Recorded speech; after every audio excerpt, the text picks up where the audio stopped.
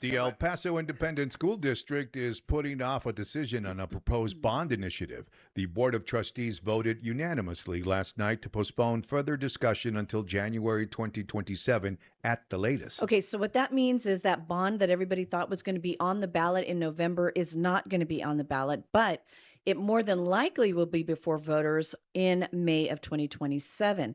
So the district's Citizen Bond Steering Committee had initially proposed putting it before voters in November, but they decided, yeah, probably not a good idea. First of all, I think has seemed really, really rushed. Yeah. And I think some more questions need to be asked of the board, like, how long have you guys been looking at doing a complete overhaul district-wide on things like the AC units in schools and I things think like they've been that? looking at that for years. I think they at have different been. points throughout the years, and they just kept kicking it down the road. And I agree.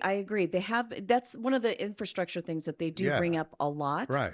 But I hate to say this, it just looks like they're saying, "Oh, it's for the kids." Oh, they always do. in this era of a $60 million budget hole. Yeah. So Yeah. I think they need to be a lot more like, why don't you guys show us the plan that you've had all this time? Because I find it hard to believe that they planned on doing a district-wide overhaul. They might have been picking and choosing here and there, but we're looking at talking about closing down schools. We're looking at talking about, consolidating schools and things like Yes. that.